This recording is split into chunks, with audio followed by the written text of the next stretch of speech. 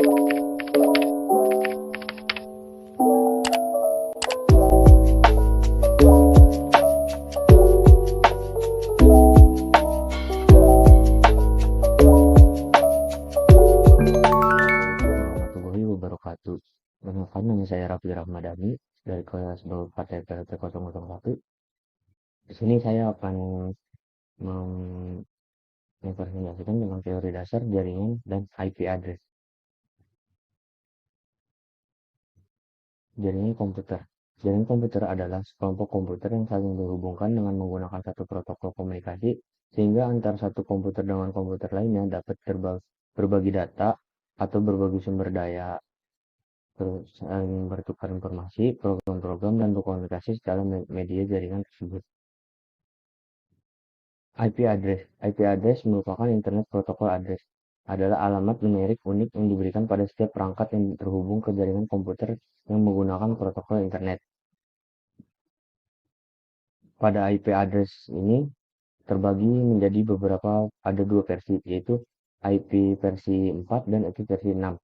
IP versi 4 terbagi menjadi beberapa kelas, yaitu kelas A, B, C, D, E, dan denied IP address. Terus dalam IP versi 4 ini, aksesnya itu ada akses IP private dan akses IP publik. Pembagian IP-nya itu ada dua juga, ada pembagian IP statik dan IP dinamik. IP statik itu IP-nya di-setting secara manual oleh user. Sedangkan IP dinamik itu IP-nya diberikan oleh DHCP server. Jadi IP-nya itu udah ada, langsung ada sama server. Karakteristiknya itu 32 bit dibagi menjadi ke dalam 4 bagian. Terus bentuk dalam bitnya itu desimal. Sedangkan IP versi 6 itu memiliki karakteristik yaitu 128 bit dan bitnya itu dalam bentuk heksadesimal. IP versi 4, IP versi 4, IP private. IP private adalah sebuah alamat atau IP address yang diberikan ke komputer atau laptop yang tidak terhubung ke jaringan internet. Sedangkan IP publik adalah alamat IP yang digunakan umum dalam jaringan yang tanpa batas. Jadi alamat IP publik itu jaringannya secara publik atau bebas.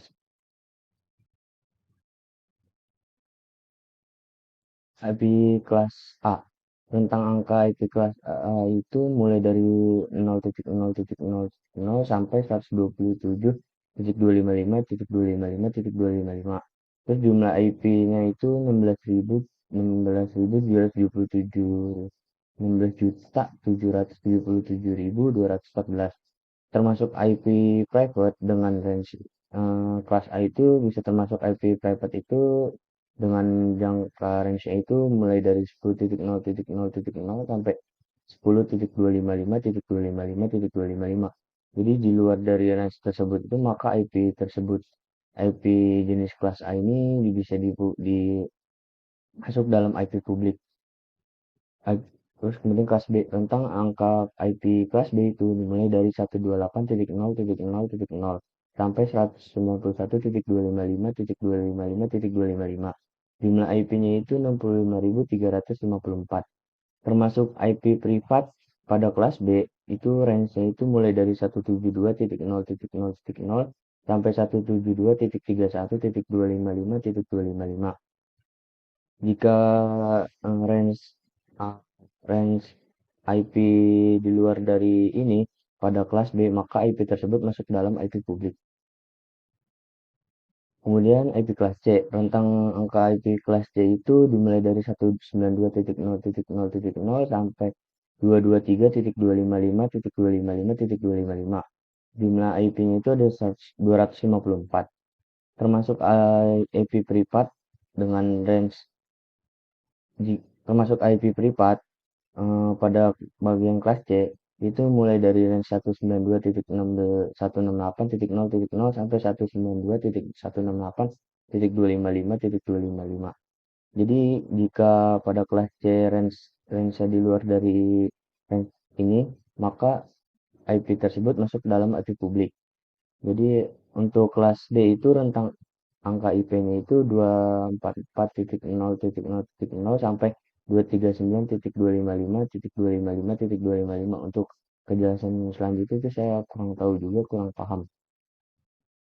Begitu sama dengan kelas E tentang AKIP-nya itu 240.0.0.0 sampai 254.255.255.255.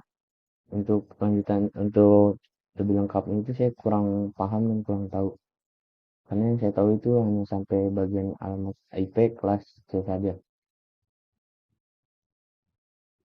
Oh ya. Nah, kemudian karakteristik dari kelas A itu bit pertamanya dimulai dari 0, terus panjang net ID-nya itu biasanya 8 bit, terus panjang host ID-nya itu 24 bit. Terus bit pertama itu biasanya dimulai dari 0 sampai 127. Terus IP terus jumlah IP yang tadi disebutkan itu sama kayak tadi, IP kelas A itu 16.777.214. Terus subnetnya itu dimulai dari 255.0.0.0 subnetnya itu. Jadi IP privat itu dimulai dari 10.0.0.0 sampai 10.255.255.255. Sebagai contoh berikut, misalnya ini 1.23.1.2 itu bukan termasuk ke IP kelas A. Kenapa? Karena IP tersebut ini tidak masuk ke dalam IP privat. IP privat karena IP privat itu dimulai dari 10.0.0.0, sedangkan di sini itu angka 1.23.1.2. Jadi IP tersebut ini masuk ke IP public. Sama seperti halnya ini seperti 27.50.20.21 itu termasuk IP public. Kenapa? Karena eh, ini jangkauan ini di luar dari IP privat. Sedang untuk 11.10.231.20 pun sama, ini termasuk ke dalam IP public karena range-nya itu di luar dari IP privat. Nah, untuk 10.23.23.1 ini adalah merupakan IP privat karena awalan dari ini merupakan 10.0.0.0 itu awalan, sedangkan ini 10.23.23.1 itu masuk dalam IP privat. Kemudian untuk bulan kelas B itu di pertamanya dimulai dari 10, terus panjang netnya 16, panjang host ID-nya 16, terus di pertama dimulai dari 128 sampai 191, terus jumlah IP-nya itu 65.534. Submesh-nya itu 255.255.0.0. Nah, untuk kelas B itu IP privatnya dimulai dari 172.16.0.0 sampai 172.31.255.255. Di luar dari tersebut itu masuk ke IP public. Seperti hal contoh berikut. Dalam contoh ini disebutkan bahwa 172.16.1.2 itu merupakan IP public, IP privat karena 172.16.1.2 ini masuk ke dalam range IP privat. Terus untuk 190.81.12.12 ini masuk ke dalam IP public. Kenapa? Karena IP tersebut udah di luar dari batas maksimum dari IP privat golongan kelas B. Sama halnya seperti 129.0.12.1.1.1 ini. Ini merupakan IP public karena jangkauan dari IP tersebut itu di luar dari jangkauan IP privat kelas B. Untuk kelas C, bit pertama itu 110, panjang net ID-nya itu 24 bit dan panjang host ID 8 bit. Jadi bit pertama itu mulai dari 192 sampai 223. Terus jumlah IP-nya itu 254. Terus submax-nya itu mulai dari 255.255.255.0. Terus untuk IP private class publik itu dimulai dari IP private class C itu dimulai dari 192.168.0.0 sampai 192.168.255.255. Jika di luar itu termasuk ke dalam IP public. Berikut adalah contoh dari IP kelas C. Untuk IP 192.168.100.23 ini merupakan masuk ke dalam IP privat karena range tersebut masuk ke dalam range IP privat. Sedangkan 22.32.12.11 ini masuk ke dalam IP publik. Kenapa? Karena range tersebut udah melebihi batas maksimum dari range IP private yaitu 192.168.255.325 ini. Kemudian yang 203.23.123.12 ini masuk ke dalam IP publik juga. Kenapa? Karena ya range itu ya kayak tadi range range-nya itu di luar dari range IP private, batas maksimum IP private. Nah, sedangkan 192.17.23.12 ini pun sama. Kenapa? Mas, sama masuk ke dalam IP public. Karena untuk IP privat itu dimulai dari itu dari 192.168. Sedangkan di sini 192.17. Jadi range ini tuh belum sampai untuk masuki IP private class C ini. Nah, kemudian di sini ada prefix. Nah, prefix ini sebenarnya dimulai dari 8 hingga sampai 32. Jadi submax-nya itu dari prefix 8 itu dimulai dari 1 8 kali untuk awalan dan sisanya itu 0 sampai habis karena jumlahnya adalah 4. Jadi submax-nya itu dari prefix subnet atau netmax-nya itu dari prefix 8 itu 255.0.0.0 dan total host yang bisa digunakan itu 16 16.777.216 dan untuk host yang sesungguhnya itu dari broadcast itu jadi 16.777.214. Begitupun dengan yang lain sama seperti gambar-gambar di berikut ini. Nah, berikut adalah contoh soal. Nah, pada soal berikut ini yang sudah diketahui hanya IP network dan prefix saja. Jadi di sini kita mencari IP tersebut ini masuk IP private atau publik, terus IP class-nya apa, terus IP networknya apa, terus IP hostarnya apa, terus IP host N-nya berapa, IP broadcast berapa, terus IP total hostnya berapa, dan networknya apa.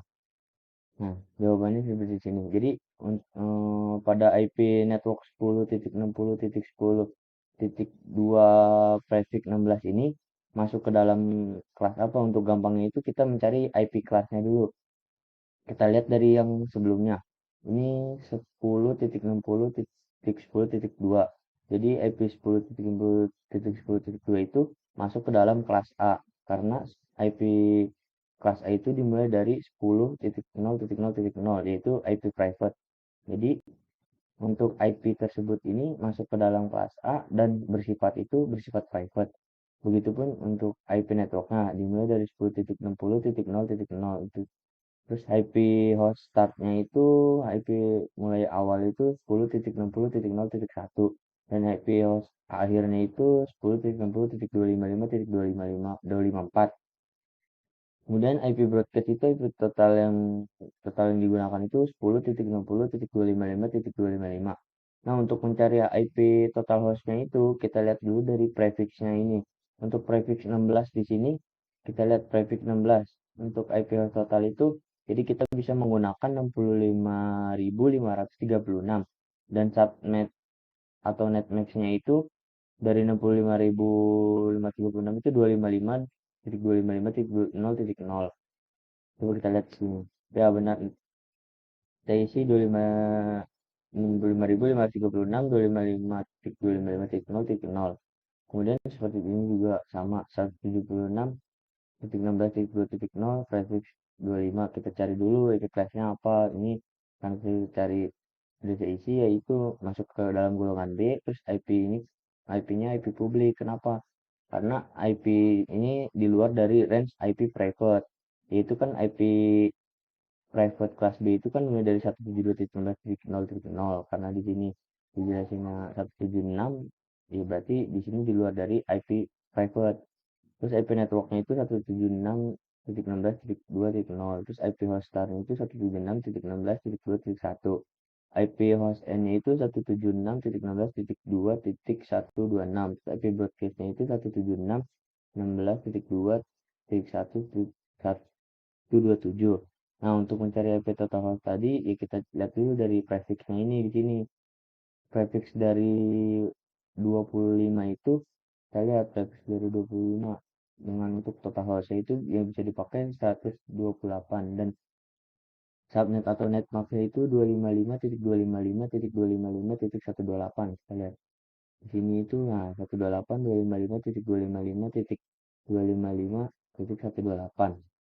Terus IP network atau prefix yang selanjutnya itu 192.168.100.0 dengan prefix 24. Terus masuk ke dalam IP golongan privat atau publik, masuk IP privat. Terus golongannya kelas C. Kenapa masuk kelas C? Terus golongan IP privat karena range dari IP privat kelas C itu ya ini 192.168.0.0 dan IP tersebut ini mulai dari 192.168.100.0 jadi masuk ke dalam IP private kelas C. Untuk IP network itu 192.168.100.0 dan IP hostarnya itu mulai dari 192.168.100.1 dan IP host N itu prior itu 192.168.100.254 dan IP broadcast keseluruhannya itu 192.168.100.255. Nah, untuk mencari hostnya itu kita kembali lagi lihat ke prefixnya itu. Prefix dari 24 itu prefix dari 24 itu 256. Nah, dengan subnet atau netmasknya itu dari 256 255.255.255.0. Kita lihat awalnya 255.255.255.0. Nah, kemudian contoh ke berikutnya, IP network atau prefix di sini itu 27.50.10.2 dengan prefix 16. Sama seperti tadi, kita lihat dulu untuk IP tersebut itu masuk ke IP kelas atau IP publik. Masuk ke dalam IP kelas itu kelas A. Terus bersifatnya apa? Bersifat publik karena range tersebut di luar dari range IP privat kelas A karena IP privat kelas A itu dimulai dari 10.0.0.0 sampai 10 sekian. Karena 27 itu di luar dari range IP privat kelas A. Terus IP networknya itu 27.50.0.0 dan IP hostarnya itu 27.50.0.1. Untuk IP host N-nya itu 27.50.255.254 dan IP broadcast totalnya itu 27.50.255.255. Nah, untuk mencari yang tadi seperti tadi tuh prefix 16 itu total hostnya berapa untuk mencari total host dan netmax. Nah, sama ini kan ini total host dan netmaxnya kan tuh sama 16. Ini total IP hostnya itu yang bisa dipakai 65.526 dan netmaxnya itu 255.255.0.0. Sama seperti ini 65.526 255.0.0. Kemudian IP network prefix yang selanjutnya itu 172.16.2.0 prefix 6 prefix 25. Nah, kita cari dulu 172.16.2.0 itu masuk ke dalam IP kelas apa, terus golongannya apa. Di sini sudah dikerjakan bahwa IP tersebut masuk ke dalam IP kelas B dan bersifatnya private karena 172.16.2.0 itu masuk ke dalam range-nya IP private dalam kelas golongan B. Jadi IP network tersebut mulai dari 172.16.2.0. Host IP hostarnya itu mulai dari 172.16.2.1 dan IP host N-nya itu akhiran dari 172.16.2.126 dan IP broadcast total itu 172.16.2.127. Terus nah untuk mencari total host dan networknya ini kita lihat dulu prefixnya ini. Nah, kan prefix ini kan 25 dan yang untuk prefix 25 itu total hostnya tuh 128 dan netmaxnya itu 128 itu 255.255.255.128. Coba kita lihat. Nah, kan total hostnya kan 128 dan netmaxnya itu 255.255.255.128. Ini lebih network yang selanjutnya itu 192.168.0 dengan prefix 26. Nah, untuk mencari IP private publik, IP tersebut private atau publik, itu kita lihat dulu 192.168.0 itu masuk ke dalam IP kelas apa? Yaitu IP kelas C. Kenapa publik? Nah, di sini kan ini publik karena yaitu 192.168.0 itu di luar dari range IP private. Karena pada IP private itu mulai dari 192.168.0.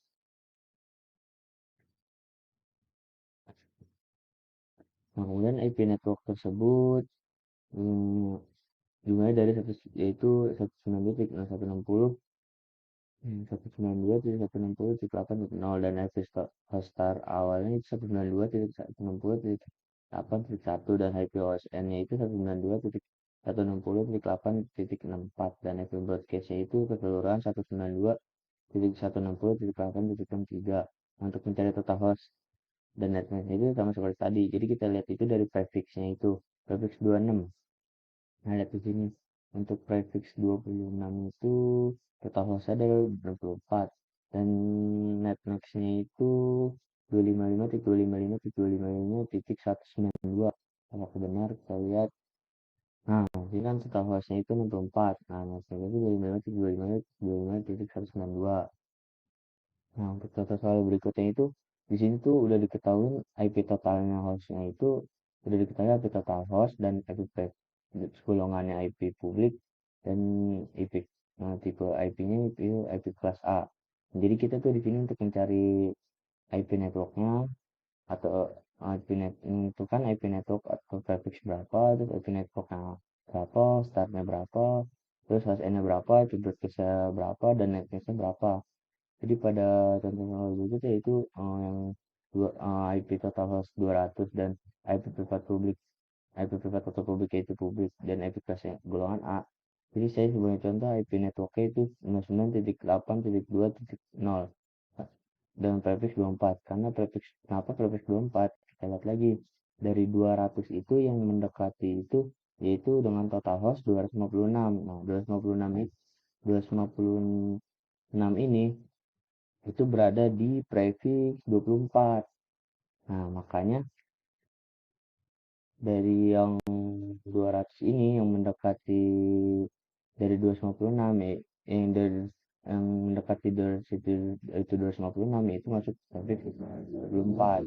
Nah, IP networknya itu yang dari 59.8.0 itu sama 59.8.0 dan IP hostarnya itu 59.8.2.1 dan IP OSN akhirnya itu 59.8.2.254 dan IP broadcast itu 59.8.2.255. Nah, untuk mencari netmax ini ya sama kayak tadi kita lihat dari prefix 24. Nah, prefix 24 tersebut yaitu prefix 24 netmaxnya itu 255.255.255.0.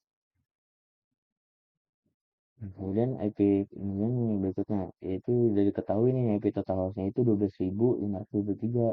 Terus dalam golongan IP-nya itu IP private dan kelasnya kelas B. Nah, kita mencari nih IP network atau prefixnya berapa, networknya apa, hostnya apa, hostnya berapa, broadcastnya berapa, managenya berapa. Nah, seperti contoh berikut. Nah, kan di sini kan network kita ambil contoh ini IP network itu 172.16.8.11. Nah, untuk mencari prefixnya itu kita lihat dulu di sini nih. Dari total hostnya itu. Nah, di sini kan total hostnya itu 12.523. Nah, untuk total host yang 12.000 itu yang mendekati itu yang mana?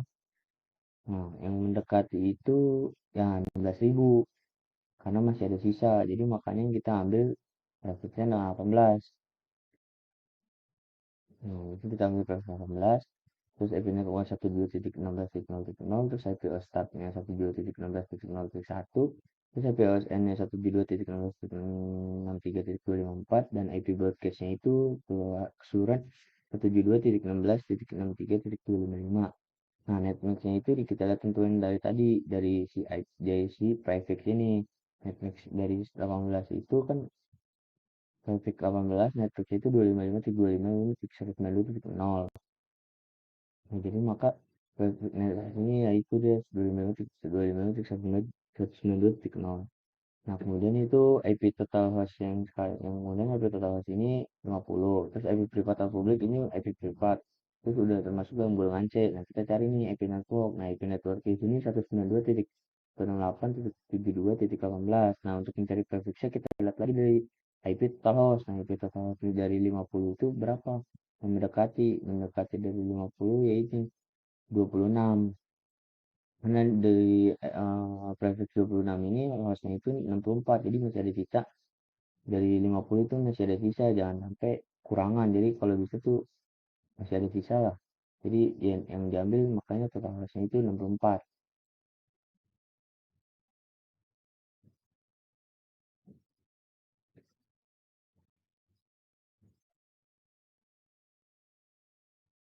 Nah, kemudian IP networknya itu 192.168.72.0.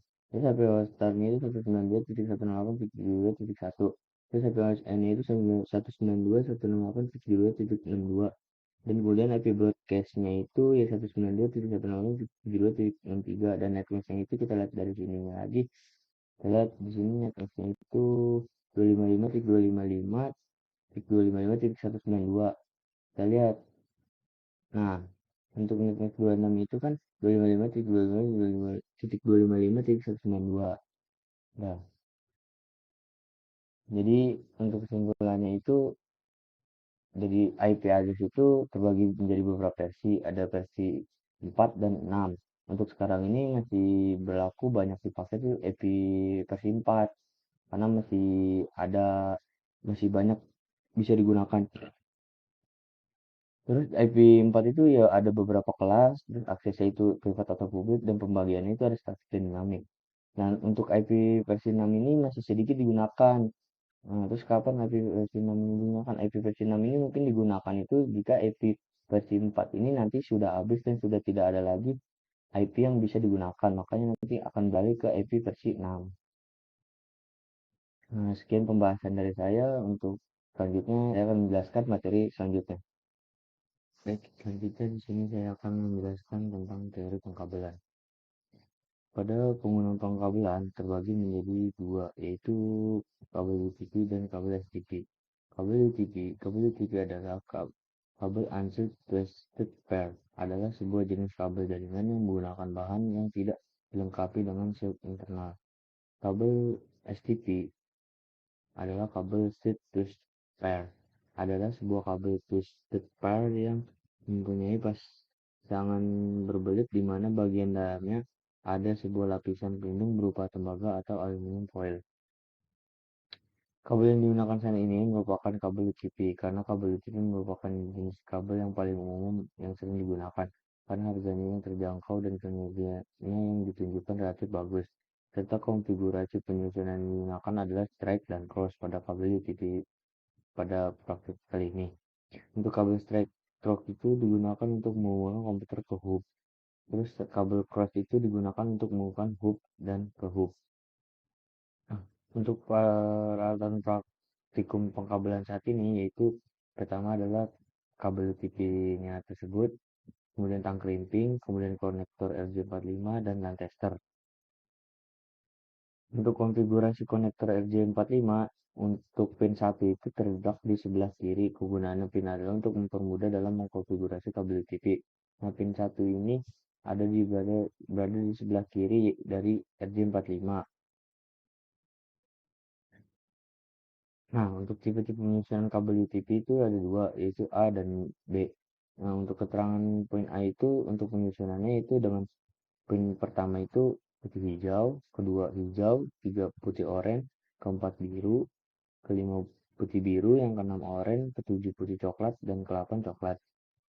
Nah, kemudian untuk bagian yang B itu keterangan pinnya itu yang pertama putih oranye, yang kedua oranye, ketiga putih hijau, keempat biru, kelima putih biru, keenam hijau, ketujuh putih coklat, ke-8 coklat. Nah, untuk praktikum konfigurasi kabel straight ini, untuk penyusunan kabel straight itu ujung kabel UTP ini disusun dengan urutan yang warna sama antara konektor 1 dan konektor 2. Contohnya di sini kita menggunakan bagian A. Maka pada konektor 1 dan 2 itu harus sama penyusunan dengan konektor yang bagian A, yaitu konektor A itu pin satunya mulai dari putih hijau, hijau, terus pin 3 itu putih oranye, pin 4 biru, pin 5 itu putih biru, terus oranye, putih coklat, dan coklat, sama seperti konektor 2 itu harus sama dengan konektor 1 warnanya. Nah, kemudian kita pada praktikum ini, untuk praktikum kabel sektor itu kita siapkan kabel, terus konektor RJ45-nya. Kemudian kalau sudah siapkan kabel itu, lalu kabel itu dipotong hingga kabel dalamnya itu terlihat. Diusahakan tuh kabel yang warna-warna ini tuh jangan sampai keikutan kepotong atau kegores sedikit lah bagian tembaganya, karena kalau kegores itu nanti pas saat pengecekan LAN tester itu bakal susah untuk pengecekannya, jadi nggak bakal terdeteksi. Jadi diusahakan itu jangan sampai kegores bagian kabel warna-warna ini. Nah, kalau udah dipotong kayak gitu, kemudian kita susun kabelnya sesuai urutan dengan tipe susunan bagian A yang tadi. Oke. Terus kalau kita susun, nah kalau udah disusun, kemudian dipotong sama rata. Kalau bisa itu potongnya harus benar-benar ujung-ujungnya itu kelihatan kelihatan tembaganya. Nah, biar supaya pas dicolok ke konektor RJ45 itu biar bisa ngebaca. Jadi makanya harus potongnya itu harus dengan teliti. Kemudian kalau udah dipotong kayak tadi tuh, nah masukin tuh ke dalam RJ45 mulai dari yang sebelah kiri itu untuk pin 1, terus sampai seterusnya hingga sampai ke yang ke-8. Nah, kalau udah dimasukin ke dalam konektor RJ45, terus dipres. Nah, dipres dengan tang krimping. Misalkan dipresnya itu yang kuat, tapi jangan terlalu kencang juga. Yang penting bisa rapet aja.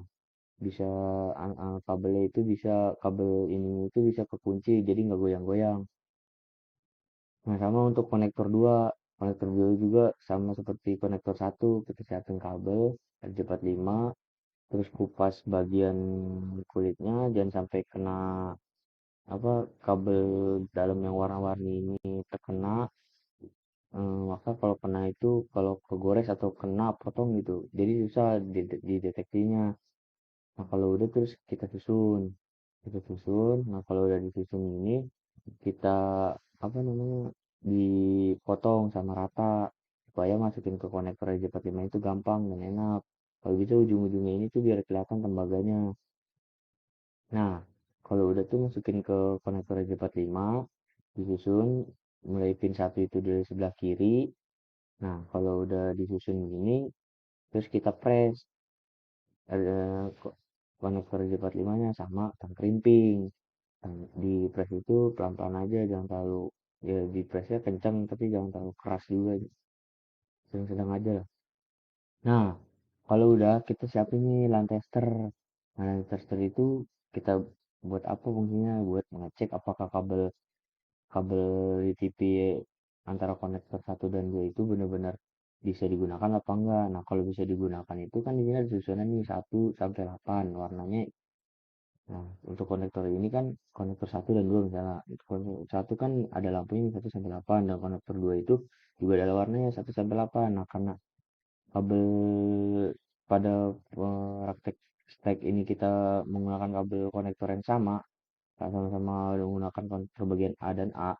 Jadi lampunya itu kalau diusahakan itu nyala semua dan baru barengan. Misalnya di sini yang konektor 1 lampunya nyala nomor 1, nah konektor 2 lampunya nyala nomor 1, 2, terus di nomor 2 harus nomor 2. Yang penting itu semuanya berbarengan dan nyala semua.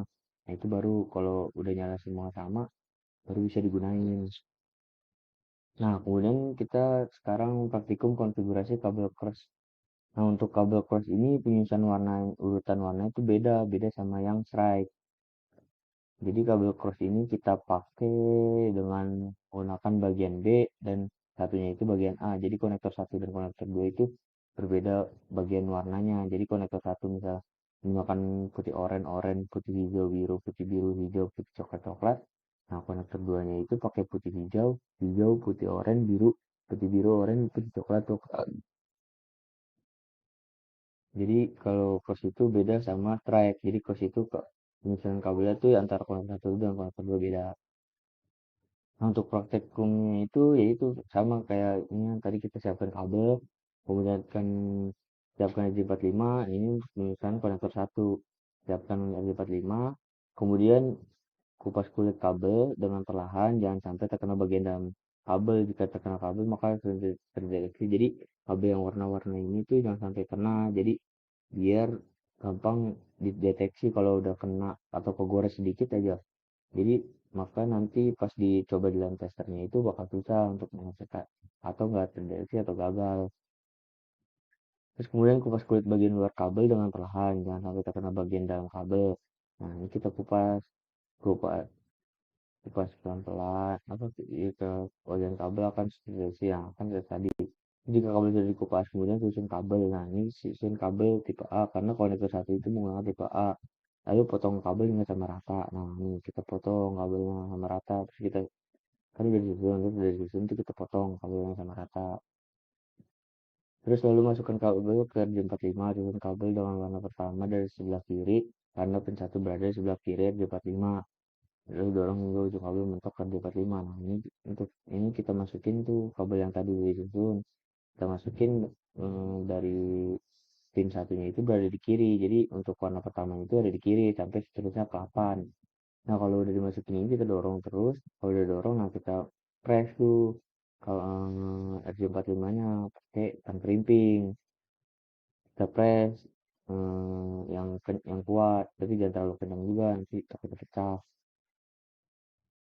Nah, untuk konektor kabel RJ45 yang penyusunan konektor kedua itu sama, yaitu menyiapkan kabel dan RJ45 untuk menyusun konektor kedua. Yang kupas kulitnya bagian luar kabel dengan perlahan, jangan sampai terkena bagian dalam kabel. Jika terkena kabel maka susah terdeteksi. Nah, kita potong jangan sampai kabel warna-warni ini kena. Ya nanti kalau kena bisa dideteksi. Kemudian susun kabel dan potong kabel sama rata, jangan sampai berbeda. Sesuaikan dengan tipe susunan bagian yang diinginkan. Kan di sini dengan tipe bagian B, jadi kita susun dulu seperti bagian B tadi. Kita susun karena warnanya dari satu apa putih oranye, putih biru biru, putih hijau hijau, putih coklat coklat. Nah, dari itu kita kita kita rapiin nih, kita rapiin, habis kita potong sama rata. Kalau gitu biar masukin kerja 45-nya gampang. Nah, kalau udah itu kalau udah disusun ini udah dipotong, kita masukin kabelnya kerja 45, susun dari warna pertama itu sebelah kiri karena pin satu berada di kiri, sampai kedua ketiga sampai seterusnya dari warna awal itu adanya sebelah kiri. Nah, kalau udah terus kita press RJ45-nya. Nah, jika sudah di press jangan terus pakai tang krimping, jangan terlalu kencang, jangan sampai kencangan banget lah takut hancur nanti iniannya apa namanya di 45-nya konektornya. Nah, berbeda pada pengecekan LAN tester. Pada LAN tester, konekan kabel LAN tester antara konektor satu dan konektor 2 jika sudah bertanda maka LAN tester akan menyala hijau dan susunan warna lampunya pun akan berlawanan antara konektor satu dan konektor 2. Jadi kalau misalnya udah antara konektor satu dan konektor 2 itu berhasil dan gagal, jadi semua semua warna dari 1 sampai 8 itu menyala, konektor 2 pun 1 sampai 8 itu nyala. Tapi perbedaannya itu misalkan di sini konektor satu. Nah, di konektor satu di nomor satu nyala. Nah, itu sedangkan konektor 2 di nomor 2 3 atau nomor berapa yang nyala. Yang penting dua-duanya itu sama-sama nyala dari 1 sampai 8 berwarna hijau, semuanya nyala. Kalau semuanya warnanya hijau nyala, ya berarti semuanya udah bisa digunain. Jadi kabel tersebut itu berhasil. Jadi kesimpulannya itu pemasangan kabel UTP itu terdapat dua tipe, yaitu stack dan cross. Pada pemasangan kabel tersebut harus benar-benar dipasang sesuai urutan dan memerlukan keahlian yang kesabaran dalam melakukannya. Pada pemasangan kabel UTP urutan harus sesuai itu dari 1 sampai 8 sesuai warnanya. Terus harus sesuai terpasang dengan ujungnya juga. Ketika pembuatan kabel main, dia nggak boleh salah-salah. Misalnya penyusunannya itu kayak salah-salahan, jadi ya nggak boleh. Kita harus benar-benar harus sesuai urutannya. Terus bila salah ya kabel maka nggak bakal bisa digunain. Ya, sekian penjelasan dari teori pengkabelan. Lanjut ke materi selanjutnya. Baik, selanjutnya di sini saya akan menjelaskan pembuatan jaringan sederhana satu dan 2. Apa sih jaringan sederhana? Jaringan sederhana itu adalah jaringan komputer yang terdiri dari dua atau lebih perangkat komputer yang terhubung satu sama lain untuk bertukar data dan berbagi sumber daya. Jaringan sederhana biasanya terdiri dari beberapa komputer yang dihubungkan melalui kabel Ethernet atau jaringan nirkabel Wi-Fi. Media Media transmisi adalah media yang menghubungkan antara pengirim dan penerima informasi. Dalam media transmisi itu terdapat beberapa bagian kabel, yaitu UTP dan STP. Ini untuk kabel UTP itu pada bagian kabel UTP itu terdapat dari bagian itu kabel strike, merupakan kabel yang memiliki cara pemasangan yang sama antara ujung satu dengan ujung yang lainnya, di mana kabel tersebut digunakan untuk menghubungkan dua device yang berbeda. Sedangkan kabel cross adalah kabel yang memiliki susunan berbeda di setiap ujungnya. Kabel ini berfungsi untuk menghubungkan device atau perangkat yang sama. Wireless adalah teknologi yang menghubungkan dua perangkat atau lebih tanpa menggunakan kabel. End device, perangkat yang akan digunakan oleh user, sedangkan device penghubung antara end device. Switch bertugas untuk menghubungkan beberapa perangkat untuk bisa melakukan pertukaran paket data, baik dalam proses menerima serta meneruskan data ke perangkat lain. Router adalah perangkat yang memungkinkan beberapa perangkat bisa terhubung ke internet, supaya pada saat pengelola lalu lintas antar jaringan dapat dengan mudah meneruskan paket data ke alamat IP yang dituju. Sedangkan server berfungsi untuk tempat menyimpan data. PC atau laptop itu perangkat keras yang akan digunakan user atau pengguna. Topologi. Topologi itu metode untuk menghubungkan dua komputer atau lebih dengan menggunakan kabel UTP, fiber optik, maupun tanpa kabel, sedangkan sebagai media transmisi. Di topologi itu ada beberapa. Yang pertama itu topologi bus, topologi star, topologi ring, topologi mesh, dan topologi tree. Pembuatan jaringan sederhana satu. Software yang akan kita gunakan itu pada pembuatan jaringan sederhana satu ini yaitu Cisco Packet Tracer. Cisco Packet Tracer itu adalah software tempat untuk mensimulasi cara kerja atau jaringan berdasarkan topologi dan konfigurasi yang diberlakukan oleh pengguna persis seperti aslinya. Jadi tempat alat simulasi gitu, Cisco itu. Terus selanjutnya itu kita menganalisa studi kasus satu dan 2. Nah, pada studi kasus satu ini dapat dilihat di sini terdapat satu switch, satu router, dan dua PC dan satu server. Media transmisi yang digunakan adalah merupakan kabel strike. Karena pada ini yang kalau kabel yang lurus-lurus gini itu yang enggak ada patah-patah ataupun apa atau belok-belok itu yaitu kabel strike. Karena pada jaringan komputer tersebut itu saling menghubungkan antara switch ini yaitu ke PC 0, ke PC 1, ke router dan ke server. Terus perangkat jaringan yang digunakan itu yaitu device dan end device. Perangkat device itu yaitu switch dan router, sedangkan end device itu ya berupa PC dan server. Topologinya ini topologi star, karena pada jaringan tersebut switch ini digunakan untuk penghubung antar klien. Jadi ya ini switch ini dihubungin untuk semuanya ke PC, ke server ataupun ke router. Studi kasus 2. Media transmisi. Media transmisi yang digunakan terdapat tiga jenis, yaitu kabel strike, kabel cross, dan wireless. Kabel strike itu yang tadi, yang garis lurus ini. Sedangkan yang garis-garis putih-putih ini itu yaitu kabel cross. Kabel cross, yang ini kabel strike, kabel strike, kabel strike. Nah, kalau yang kayak gini ini itu namanya wireless. Nah, kabel strike itu digunakan untuk menghubungkan ya server dengan switch, terus switch dengan PC. Terus kemudian Meraki ini terus Meraki ke PC ini. Terus untuk kabel cross itu digunakan untuk menghubungkan Meraki wireless dengan router, router dan router. Jadi antara router ini ke ini dan yang satu router ini ke Meraki ini. Kemudian wireless itu digunakan untuk menghubungkan dua PC dengan Meraki server ya ini. Ya ini jadi dua PC ini digunakan ke sini yaitu dengan menggunakan wireless. Terus perangkat jaringan yang digunakan itu device dan end device, di mana perangkat device itu terdiri dari satu switch dan dua router, yaitu satu switch dan dua router. Dan perangkat end device itu terdiri dari 4 komputer dan satu server Meraki, yaitu ini 4 komputer, satu, 2, 3, 4 dan satu server Meraki. Topologinya, topologi pada studi kasus ini adalah topologi tree karena pada jaringan memiliki percabangan pada bagian end device.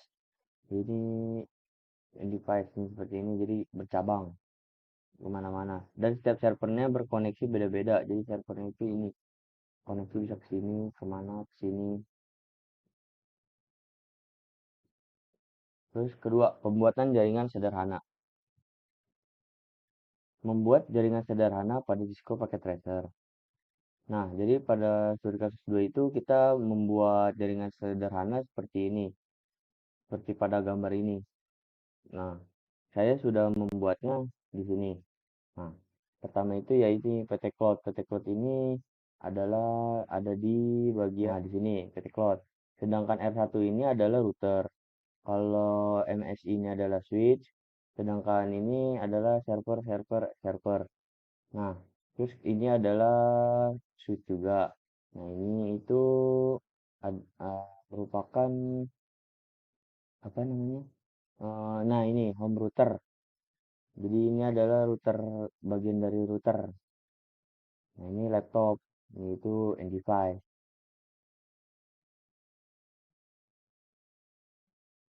Terus kemudian ya ini switch juga, terus ini komputer, yaitu apa namanya? NG5 juga. Nah, jadi untuk yang ini semuanya itu kita hubungin dengan namanya ini kabel apa namanya tadi, kabel strike. Jadi dari PT Code ke R1 itu pakai kabel strike. Terus dari RC ini ke dari router ke switch pakai kabel strike. Begitu ke sini juga pakai kabel strike. Nah, untuk menghubungkan dari laptop ke ini itu kita tuh dengan cara, nah, kita geser ke bawah terus kita ini nih kita matiin yang ini pencet tombol ini. Kemudian ini kita geser. Nah, ini kita geser. Terus kita pilih nih yang ini. Kalau saya sih pakainya ini. Terus habis itu kita taruh kan ini udah kita geser. Nah, habis itu yang ini tuh kita pencet. Nah, yang ini kita taruh sini.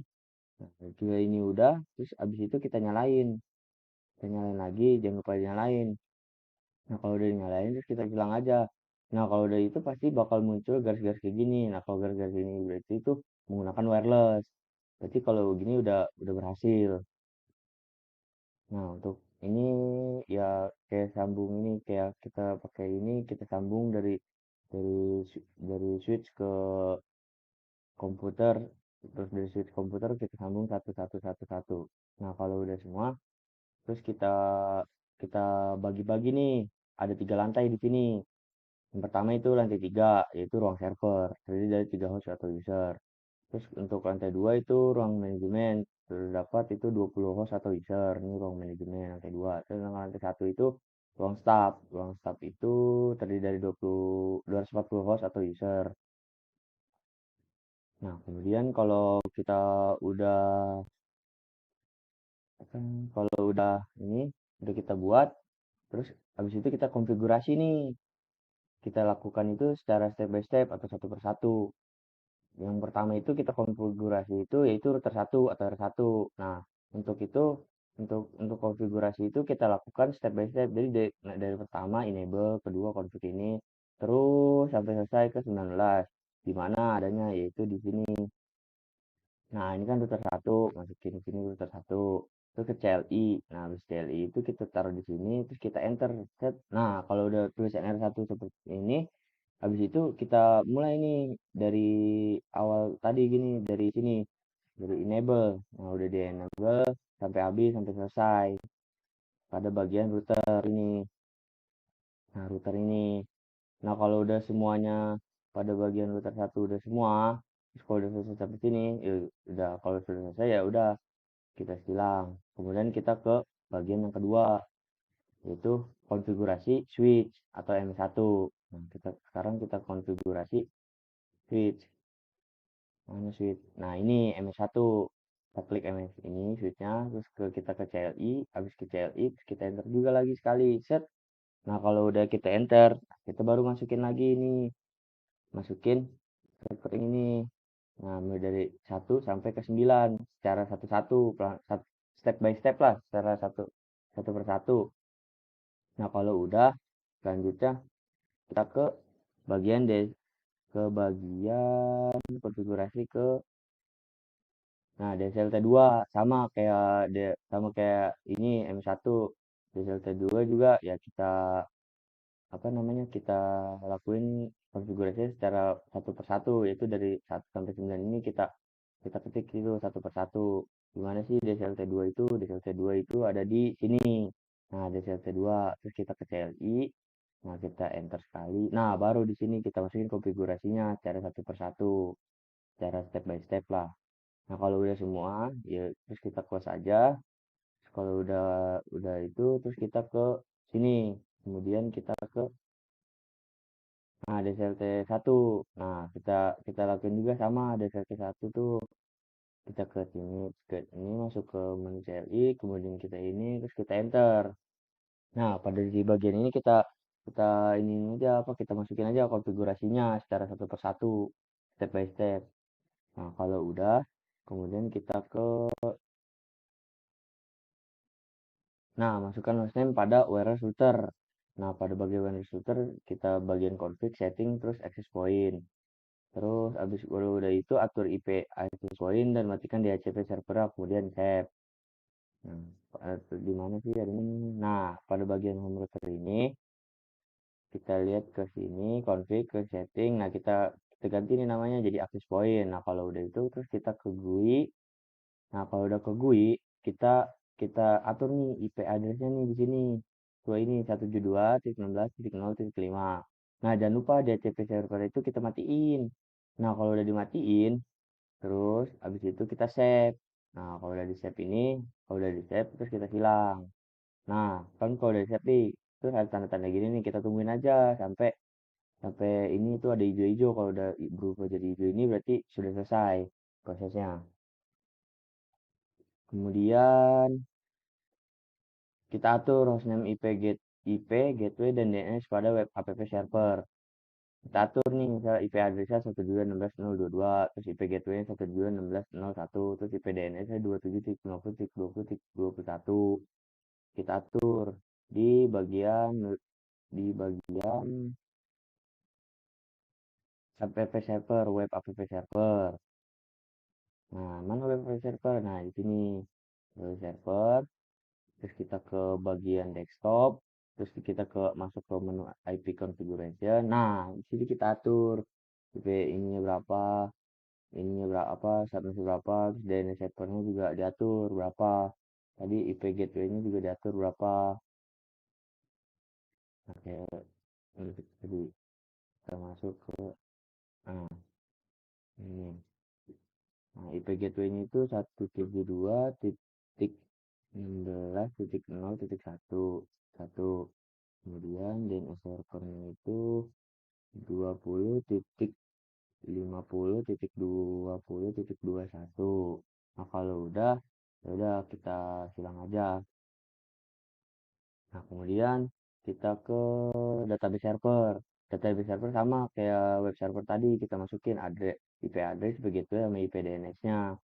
Kita ke database server. Nah, ini kita ke desktop, kita ke IP configuration, terus masuk ke IP gateway-nya. Kita masukin IP gateway-nya. IP gateway-nya itu 172.16.0.1. Kemudian DNS servernya itu kita masukin 27.50.20.21. Nah, udah. Kalau udah kayak gini udah kita bilang aja. Nah, kemudian pada database server juga sama kayak yang web server sama yang lain. Kita kita kita masukin juga yaitu configuration sini kita masukin ke sini. Nah, ke sini 231 nol sama. Udah kan udah tuh database server. Terus file server juga kita masukin tadi desktop IP static. Nah, kita masukin ke bagian ini file server, ke file server.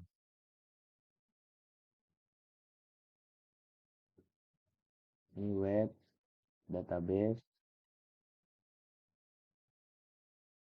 file server itu 172.16.0.21. Ini udah otomatis. Terus habis itu kita ke IP gateway-nya kita masukin 172.16.0.1. Kemudian ininya kita masukin 20.50.20.21. 20.21. Kalau salah sama, iya benar 20, 27. Maaf, maaf salah 27. Nah, 27, 50, 20, 21. Ini ini tadi udah benar kan? Oh, ini salah, maaf. Ini 27. Nah, terus yang ini 27 dah. Nah, kalau udah semua, kemudian selanjutnya itu kita testing. Kalau udah semua kita testing. Nah, dari laptop, misalkan laptop satu, tapping. Ke desktop, masuk command prompt, kita ping. Kita ketik ping 172.16.0.22. Bentar. Nah, kalau udah ping begini, berarti di bagian web app server itu udah bisa diakses. Untuk kita lihatnya itu kita browser. Nah, kita browser, nah pada URL ini kita ketik http titik dua garis miring masukin IP-nya tadi 172.16.0.22, kemudian go. Nah, kalau udah muncul seperti ini berarti pada bagian laptop sudah berhasil nih untuk testing pada bagian laptop tuh udah berhasil. Dari saya untuk saya jelaskan materi selanjutnya. Baik, selanjutnya di sini saya akan menjelaskan tentang instalasi Linux. Linux. Linux adalah sistem operasi bersifat open source atau terbuka yang bisa digunakan oleh siapapun. Jadi Linux itu bisa dipakai untuk install oleh siapapun karena dia bersifat terbuka. Jadi perangkat yang akan digunakan pada instalasi ini yaitu pertama VirtualBox. VirtualBox itu perangkat Linux virtual yang dapat digunakan untuk mengakses sistem operasi tambahan di dalam sistem operasi utama. Jadi VirtualBox itu kayak kita gunain itu kayak mau install OS di dalam OS yang udah ada di sini. Jadi kayak perantaranya. Terus Putih sendiri adalah aplikasi open source yang digunakan untuk mengakses dan mengelola komputer server secara remote. Jadi kita bakal mengakses komputer server itu dengan Putih, yaitu ya cara meremote-nya. Kemudian kita download file Linux-nya. Di sini saya akan menginstal itu file Linux Ubuntu server. Nah, untuk mendownload itu kita buka itu web resminya Ubuntu. Kita buka web resmi Ubuntu, terus kita masuk ke bagian download. Nah, di sini kita pilih kan di sini saya mau mendownload Ubuntu server, ya itu kita get Ubuntu server. Kemudian ya saya download Ubuntu server 2.0.2 LTS ini. Kita download ini, kita download, terus kalau sudah kita download ya kita tunggu sampai selesai. Karena di sini saya sudah mendownloadnya, saya langsung ke proses penginstalannya aja pada VirtualBox. Kita buka VirtualBox. Kemudian pada VirtualBox ini kita pilih new. Terus pada bagian nama ini kita namain apa nama inian kita filenya. Saya di sini namain Linux Ubuntu server. Nah, sini kita namain ini. Nah, untuk folder ini itu tempat penyimpanannya. Sedangkan ISO image ini kita pilih itu buat masukin file yang tadi di download di webnya Ubuntu. Ya, itu kalau saya kan Ubuntu server, jadi kita masukin aja filenya. Kita cari, nah ini dia file yang bisa download tadi. Kita masukin, kita open. Nah, kalau udah ini, terus kemudian kita next. Nah, pada bagian ini kalian bebas. Ini mau mau username atau passwordnya itu mau dipakai atau enggak, atau mau diubah atau enggak terserah. Kalau di sini saya nggak ubah. Terus kemudian kita next. Nah, pada bagian ini tuh kita atur nih resolusinya. Diusahakan tuh pas sampai bagian hijau aja, nggak usah sampai yang merah karena merah terlalu over, takut keberatan. Ini saya pakai yang di bagian hijau aja di sini, nggak usah gede-gede, segini lah. Nah, untuk prosesornya saya pilih satu aja. Nah, untuk di sini juga sama kita atur. Kalau di sini saya pakai 10 GB aja. Sini sesuai penyimpanan Anda aja, jangan terlalu berat, takutnya lemot. Nah, kalau udah ini next itu tadi. Terus kalau udah kayak di sini kita pencet finish. Nah, kalau udah muncul kayak gini, menu setting. Nah, pada menu setting ini kita masuk ke bagian network. Nah, untuk bagian network ini kita pencet yang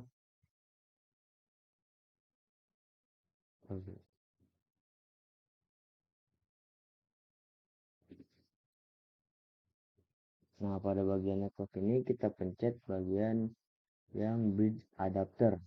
Nah, kalau yang ini kita pakai network bagian network ini kita oke. Nah, kalau udah kemudian kita pencet jalankan proses instalannya. Kita tunggu di sini.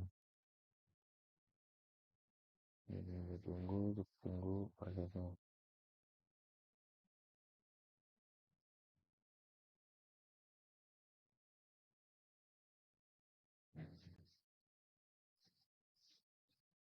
Nah, kalau udah muncul begini berarti proses sudah mulai. Nah, kita tunggu prosesnya.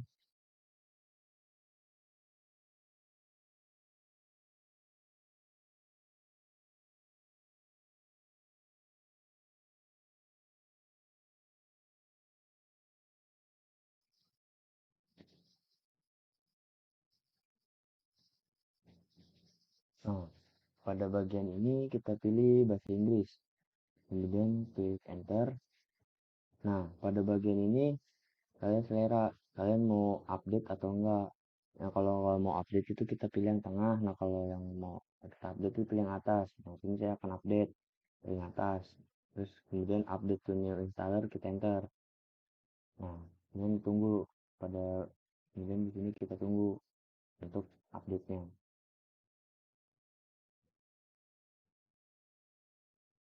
Di sini mungkin saya akan skip aja pas bagian selesai dan langsung. Saya tidak memakan waktu yang lama. Nah, ini sekarang sedikit lagi selesai. Kita tunggu prosesnya. Tunggu proses kemudian ada upload kedua. Jadi pendek. Tunggu.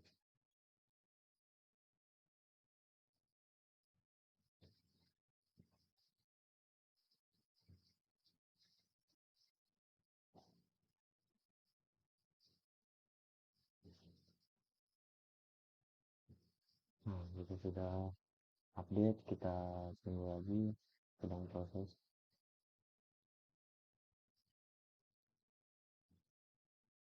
Nah, sudah. Ini kita pencet aja down. Kita enter.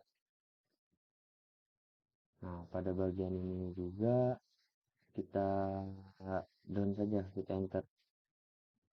Nah, pada bagian ini kita lihat nih untuk IP-nya. Nah, kita tunggu sampai DHCP v4 ini kita sampai keluar IP-nya. Kayak di sini tuh udah keluar kan. Nah, kalau udah keluar itu kita down aja, pencet down. Nah, kalau ini kita pencet down aja. Terus pada bagian ini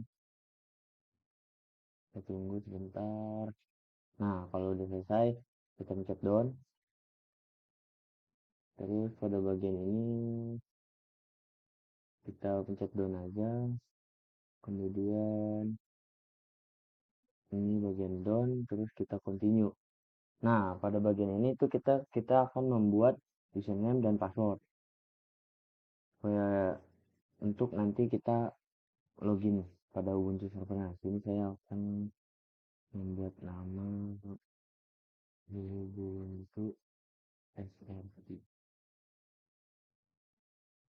Ubuntu SRC. Username sini saya akan samain aja biar mudah. Ubuntu SRC.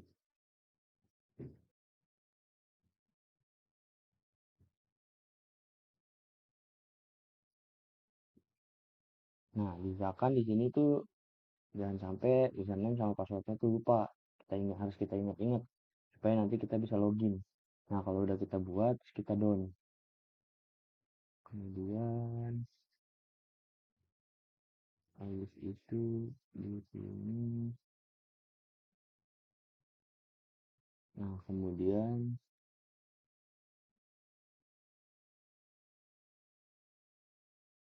Nah, untuk kemudian pada bagian ini kita skip aja, kita enter. Nah, untuk ini jangan lupa kita silang dengan cara mencet spacebar. Nah, kita X, install open SSH server, jadi kita install SSH servernya. Nah, kalau udah ini untuk menghilangin itu kita pencet spacebar pada bagian ini. Nah, kalau udah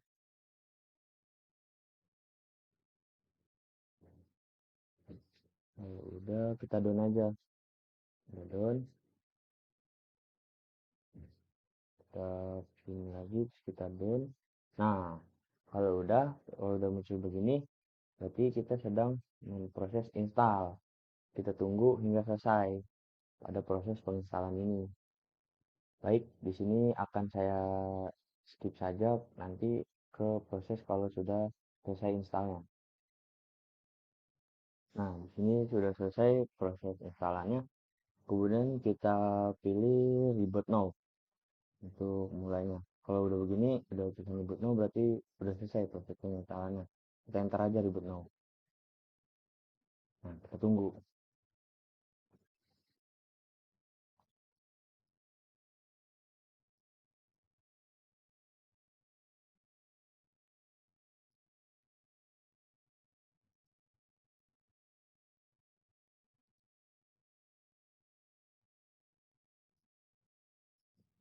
Prosesnya. Nah, pada bagian ini kita login yang tadi yang udah kita buat. Kita login dengan username atau passwordnya. Tunggu dulu. Kita tunggu.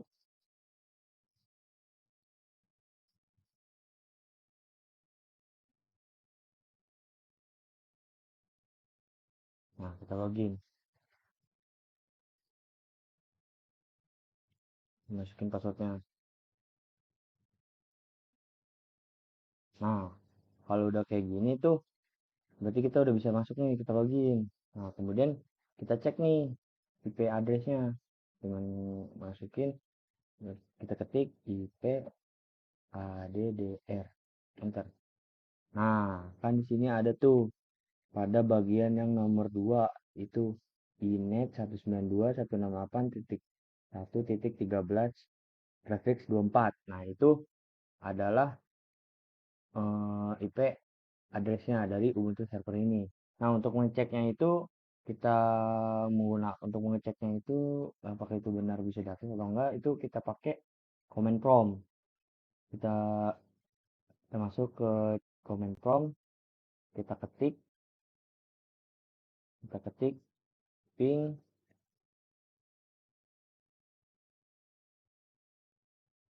ping 192.168.1.13 192.168.1.13 enter. Nah, kalau udah seperti ini berarti web server itu sudah bisa kita akses. Kalau sudah muncul seperti ini berarti web servernya itu sudah kita bisa gunakan. Nah, dari IP address ini kita tutup aja. Nah, kemudian kita buka putih untuk meremotnya, apakah kita bisa meremotnya atau tidak dari web server ini. Kita buka putihnya. Nah, pada bagian ini kita masukin IP-nya tadi 192.168.1.13. Nah, untuk portnya ini biarkan saja 22, kemudian kita open. Nah, kalau udah begini, kita pilih accept. Kita pilih accept. Nah, kalau udah muncul login begini berarti udah bisa nih kita akses si web server dengan si putih. Yaitu kita login dulu. Ini kayak login tadi. Kita login Ubuntu servernya. Kita masukin username-nya. Nah, kita masukin passwordnya. Tunggu. Nah, kalau udah muncul begini, untuk mengakses ke si web server ini, kita kita ketik sudo su. Kita enter. Kemudian kita masukin password password dari Ubuntu servernya, kita masukin. Nah, kalau sudah muncul seperti ini, berarti apa namanya? Ubuntu servernya itu udah kita bisa akses, udah bisa gunakan. Iya.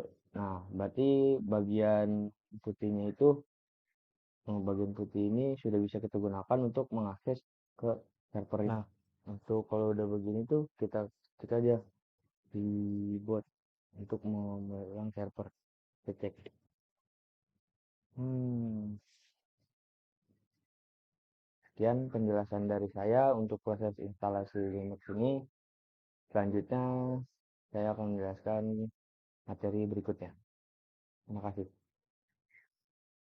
Baik, untuk materi selanjutnya di sini saya akan menjelaskan tentang membuat web server di Ubuntu. Web server. Sebenarnya web server itu apa sih? Web server itu merupakan perangkat lunak yang memberi layanan berupa data yang berguna untuk menerima permintaan HTTP atau HTTPS dari pengguna internet seperti kita mengakses suatu web. Terus software yang akan diinstal pada web server ini yang pertama itu Apache Web Server. Apache Web Server adalah software web yang banyak digunakan untuk mengakses server berupa HTTP atau HTTPS yang bersifat open source dan gratis. Kedua, DBMS MariaDB. MariaDB adalah sistem basis data yang bersifat open source yang berfungsi sebagai manajemen penyimpan basis data dengan berbagai jenis basis data seperti berupa teks, gambar, audio, video. Kemudian yang ketiga, PHP Package. PHP adalah bahasa pemrograman yang bersifat open source yang digunakan untuk aplikasi web yang berfungsi membuat aplikasi web dapat diproses oleh pengguna bisa berupa sebuah informasi atau data. Terus yang keempat itu PHP PHP itu software berbasis web yang biasa digunakan untuk mengelola basis data yang berfungsi untuk mengelola basis data dengan cepat dan efisien. Terus yang kelima Webmin. Webmin itu biasa digunakan untuk mengelola sistem operasi web yang untuk mengatur atau mengelola basis data kita. Jadi melihat-lihat inian basis data kita lah Webmin itu. Kemudian Chartbot itu adalah software yang untuk membuat sertifikasi SSL dalam web server untuk mengamankan web kita pada saat pertukaran informasi atau data dari pihak yang tidak bertanggung jawab. Jadi Chartbot itu sertifikasi SSL. Jadi supaya web untuk apa? Supaya web kita itu aman. Nah, kemudian kita akan melakukan proses instalasi. Nah, pada proses instalasi itu kita untuk memudahkannya kita akan menggunakan software putih untuk mengakses ke dalam Ubuntu servernya. Kemudian kita play saja, buka VirtualBox, kita play saja Linux yang sudah kita install kemarin. Linux Ubuntu servernya. Kita mulai. Kita tunggu prosesnya.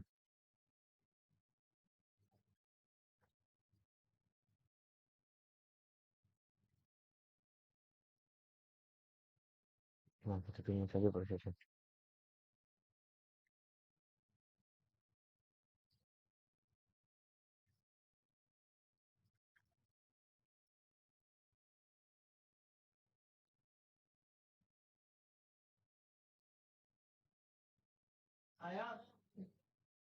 Nah, jika sudah kita login dengan username dan password yang sudah kita buat kemarin.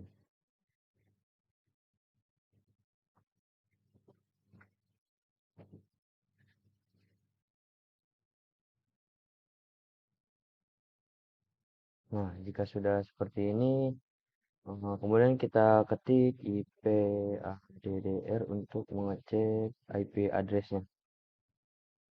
Nah, di sini sudah nongol untuk IP addressnya.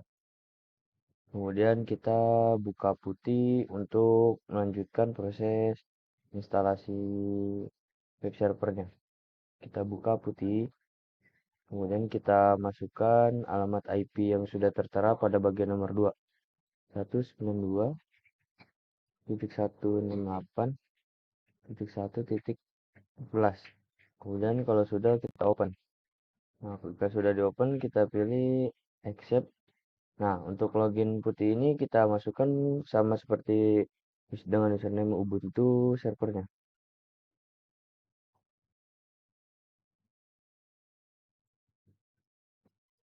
Nah, passwordnya masukin juga. Nah, jika sudah seperti ini, kemudian kita ketik sudo su untuk mengakses ke webnya. Nah, masukkan password Ubuntu server Anda. Nah, kalau jika sudah seperti ini, kita akan melakukan proses instalasinya.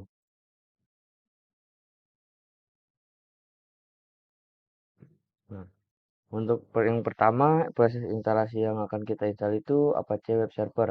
Langkah pertama itu kita salin, kita copy saja bagian ini, kita copy,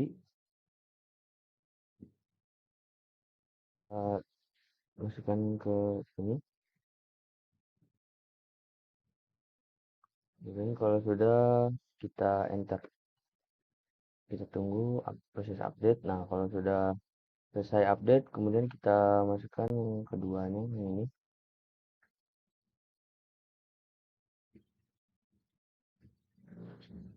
Kemudian kita enter, kita tunggu prosesnya.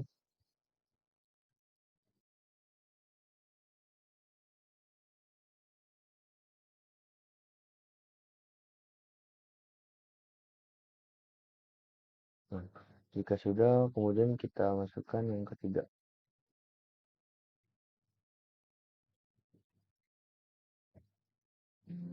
Kemudian kita enter.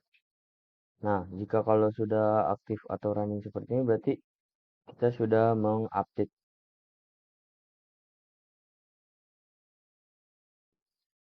dari Apache web server kita. Nah, kemudian jika sudah, kita masukkan perintah berikut ini untuk mendownload software manager widget dan text editor. Kita taruh di sini, kemudian kita enter, kita tunggu. Nah, jika sudah, maka kita untuk proses selanjutnya itu kita akan install DBMS Maria DB versi 10. Pertama kita untuk update repository, pertama kita lakukan perintah berikut.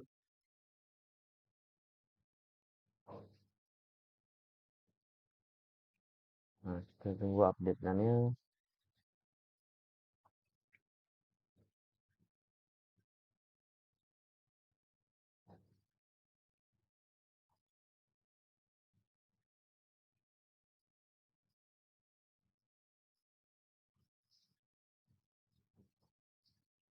Nah, jika sudah, kita masukkan perintah yang kedua.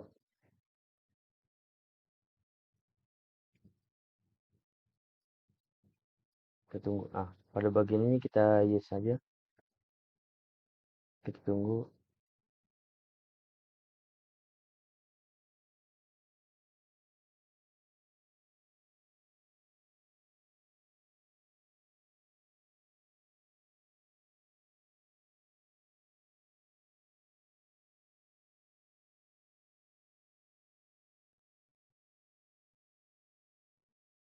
Nah, jika sudah, kita masukkan perintah berikut ini untuk mengecek status MariaDB server kita. Kita akan mengeceknya. Nah, jika sudah muncul aktif running seperti ini, berarti MariaDB itu sudah kita install.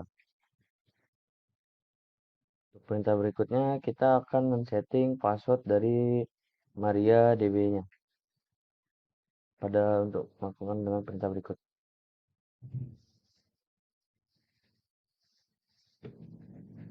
Nah, ini kita membuat passwordnya.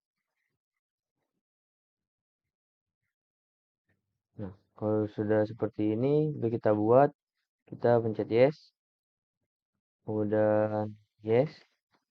Nah, kita masukkan passwordnya.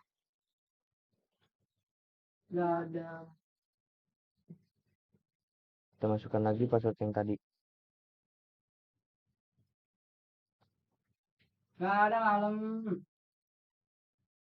Kemudian chat yes. kemudian yes lagi, kemudian yes, terus yes. Nah, jika sudah, kemudian kita akan melakukan tes login pada MariaDB.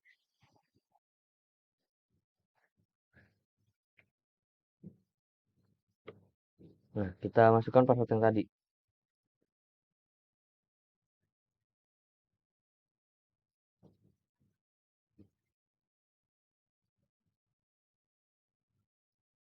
Nah, jika sudah benar, maka MariaDB akan MariaDB jika sudah benar, maka MariaDB akan terkoneksi.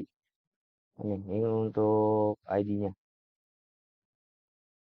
Nah, kita akan menginstal PHP package. Untuk menginstal PHP package yang akan kita install jika nanti kita akan menginstal WordPress-nya aja. Ini untuk perintahnya.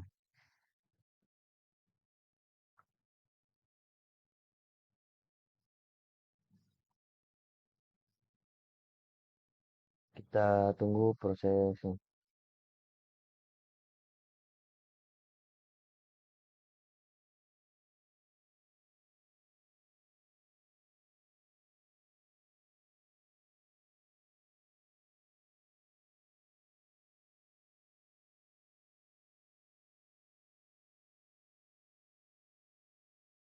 Nah, jika sudah seperti ini, kita akan masukkan perintah berikut untuk jika nanti kita akan menginstal WordPress dan Moodle-nya.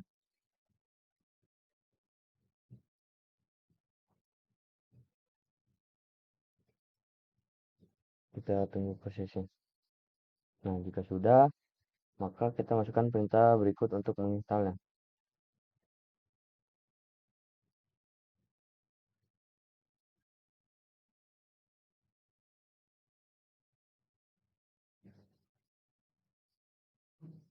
Nah, kemudian masukkan perintah berikut.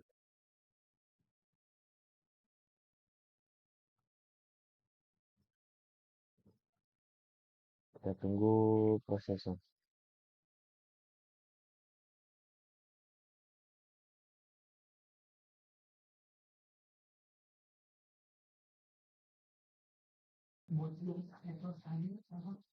Nah, jika sudah, kita mengecek PHP versinya. Masukkan perintah berikut.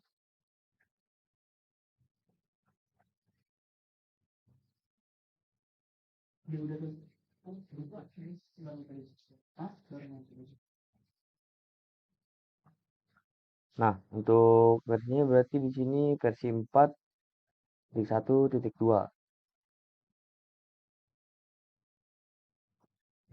Jika sudah, kita akan membuat file folder dalam versi PHP, dalam PHP. Masukkan perintah berikut untuk membuat file.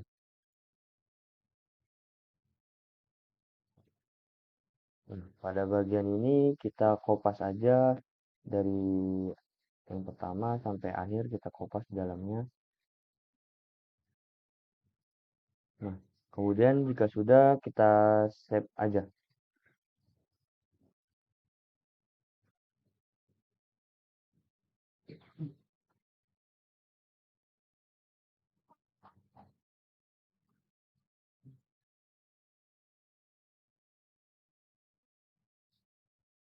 Kita save, kemudian kita keluar. Nah, jika sudah lalu kita akan ngecek, kita buka pada browsernya untuk ngecek PHP kita. Nah, pada bagian IP address ini kita masukkan alamat IP kita.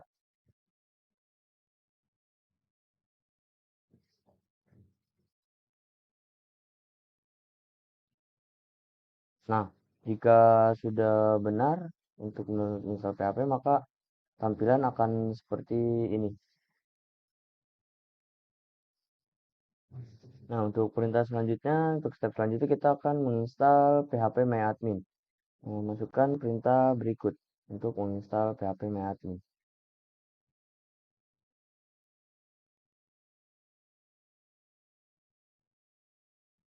Kita tunggu prosesnya. Nah, jika sudah selesai, masukkan perintah yang kedua.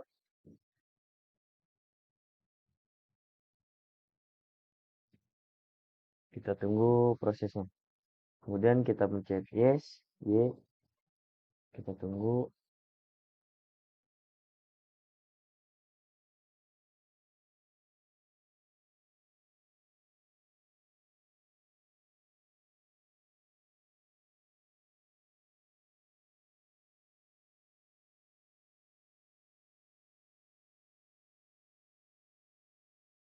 Nah, jika sudah pada bagian Apache 2 ini kita beri bintang dengan cara mencet spacebar, kemudian kita oke.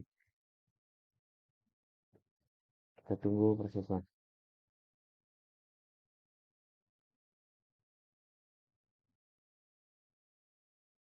Nah, kemudian pada bagian ini kita pencet yes aja. Nah, kemudian kita di sini membuat password untuk phpMyAdmin. Kalau sudah, kita oke aja. Kemudian masukin password yang tadi sudah kita buat. Kalau sudah, terus oke. Kita tunggu.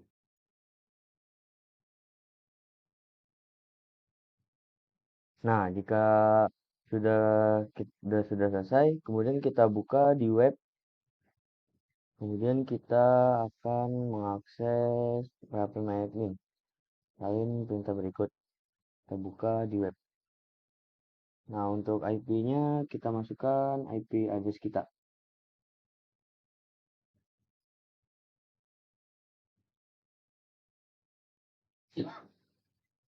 Enter. Nah, kemudian login. Untuk nama penggunanya kita gunakan root. Kemudian sandinya kita gunakan sandi yang sudah kita buat tadi. Kita login. Nah, jika sudah muncul seperti ini, pada gambar ini, berarti phpMyAdmin sudah berhasil kita install dan sudah bisa diakses. Nah, untuk kemudian kita akan perintah berikut kita akan menginstal webmin. Untuk pertama kita akan update repository.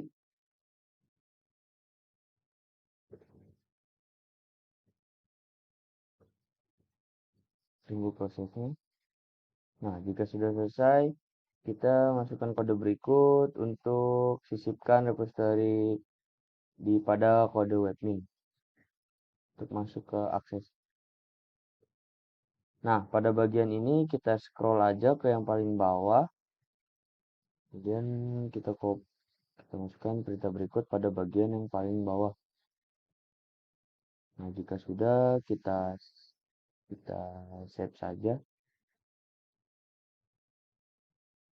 Untuk mengesepnya itu kita pencet CTRL-X, kemudian yes. Kemudian untuk keluarnya kita enter aja. Nah, jika sudah, kemudian kita akan ke terminal untuk melanjutkan perintah berikutnya. Masukkan perintah berikut.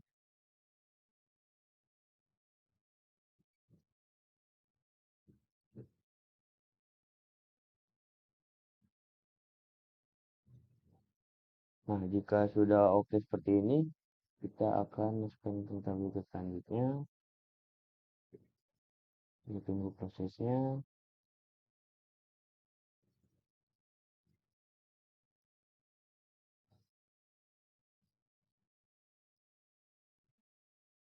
Nah, jika sudah selesai, kita akan menginstal webminnya. Masukkan perintah berikut. Nah, kemudian kita yes. Kita tunggu saja prosesnya, proses penginstalannya.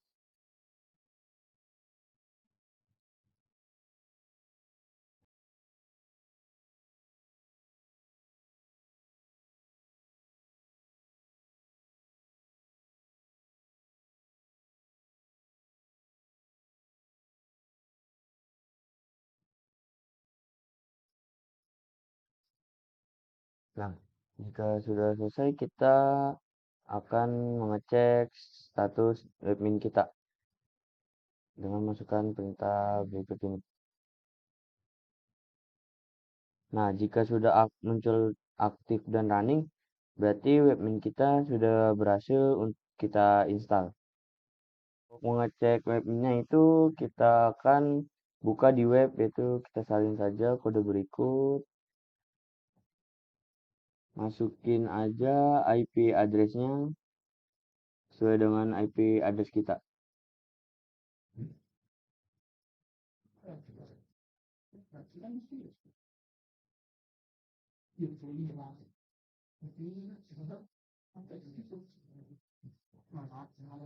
Kita tunggu saja.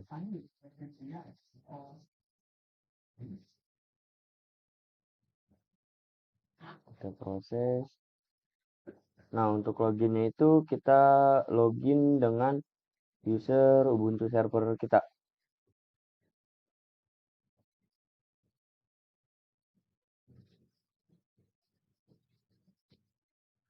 Kita login saja. Nah, jika sudah muncul seperti ini, berarti webin kita sudah berhasil untuk kita buat.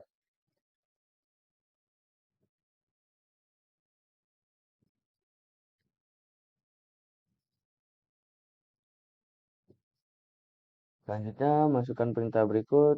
Kita akan menginstal software sertifikat SSL.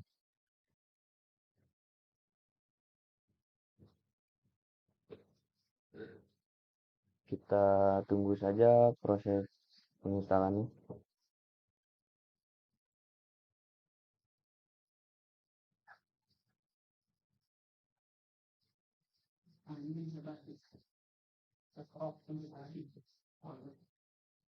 Nah, jika sudah, kemudian masukkan perintah berikut untuk menginstal software tambahan.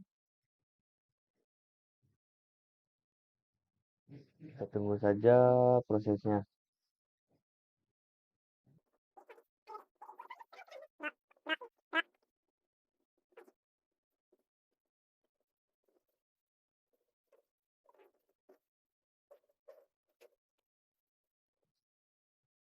Nah, jika sudah selesai, kita akan mengecek firewall-nya.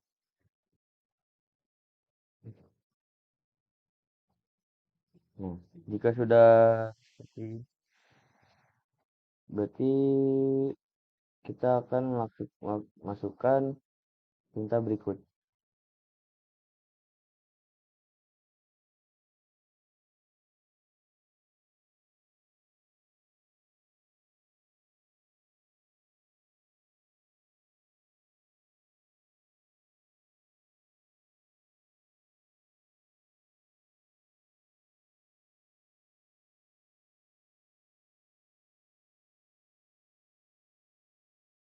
Jika sudah selesai, kita aktifkan service firewall-nya.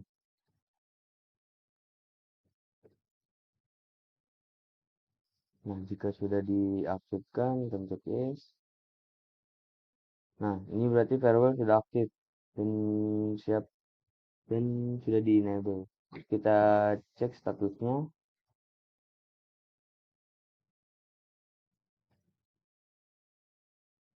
Kemudian kita lihat. Nah, jika sudah muncul begini, oh, sudah ter-enable firewall-nya. Kemudian kita cek statusnya. Nah, jika sudah lolos semua, maka proses pada firewall setting sudah selesai.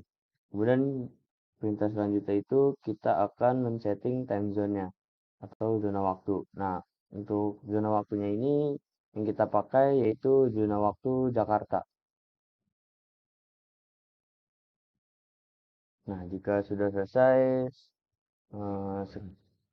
jika sudah sekian proses penginstalan pada web server untuk aplikasi-aplikasi web server. Kesimpulannya, web server adalah sebuah software yang menerima atau mengirim dalam bentuk halaman web dari server ke browser, di mana web server akan menerima HTTP atau HTTPS dari klien, lalu mengirimkan data yang dibutuhkan kepada klien dalam bentuk halaman web. Kita dapat membuat web dengan banyak software yang diinginkan sesuai dengan kebutuhan dan banyak juga yang bersifat open source atau terbuka. Kita dapat mengamankan web server kita dengan menginstal sertifikat SSL tadi yang safety bot supaya terhindar dari hal yang tidak kita inginkan, seperti ya web server kita diakses oleh orang lain dan dapat mengolah atau mengatur nyimpan data kita dengan aman jadinya. Sekian presentasi dari saya, kurang lebihnya mohon maaf. Assalamualaikum warahmatullahi wabarakatuh.